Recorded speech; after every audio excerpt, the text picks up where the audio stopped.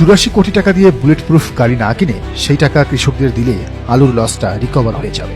শুধু এতটুকু পোস্ট করার কারণে শাহিন মাহমুদ নামের একজনের বিরুদ্ধে মামলা করেছে জাতীয়তাবাদী আইনজীবীরা।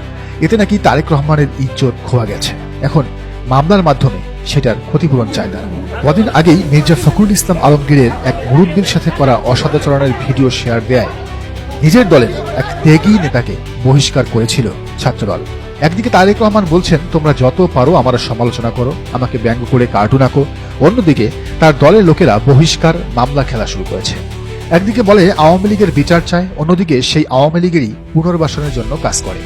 এক নেতা বলে ভারতের গোলামি করবে না, অন্যজন বলে ভারতের সাথে তুখোর বন্ধুত্ব চায়। মানে একটা গোজামিল পার্টিতে রূপ নিয়েছে বাংলাদেশ জাতীয়তাবাদী দল বিএনপি।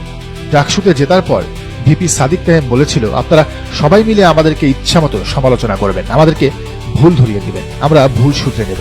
আমিরে জামাত ডাক্তার শফিকুর রহমান সাংবাদিকদের সাথে একাধিক প্রোগ্রামে বলেছেন, আপনারা আমাদের সমালোচনা করবেন, প্রশ্ন করবেন, আমাদের ভুল ধরিয়ে দিবেন, আমরা শুধরে নেব, ভুল করলে ক্ষমা চাইব। আর এই দিকে এমন এক সুপ্রিম নেতা আমাদের দেশে আছে যার নামও উল্লেখ করা হয়নি, তার বক্তব্য ধরে সামান্য একটা বাক্য লিখেছে, তাতেই মামলা করে দিয়েছে। এই বাক স্বাধীনতার জন্যই কি জুলাই এসেছিল?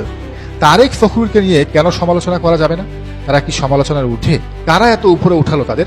মনে রাখতে হবে, এত উপরে উঠবেন না যাতে পড়ে গেলে কমলের পাঁজরটা সজোরে ভেঙে যায়। নত থাকুন, নত মস্তকে থাকুন। এটা 24 পরবর্তী নতুন বাংলাদেশ। এখানে কেউ কারো তাবেদারি মানবে না, সত্যিটা তারা বলবেই। প্রতাপশালী, ক্ষমতাধর এসব শব্দ কেবল মহান রবের সাথে যায়। অন্য কেউ এসব নিয়ে টানা হেঁচড়া করলে তাকে দুনিয়াতেই শাস্তি দিয়ে দেন। দর্শক, আপনি কি মনে করেন জানান কমেন্টের ঘরে।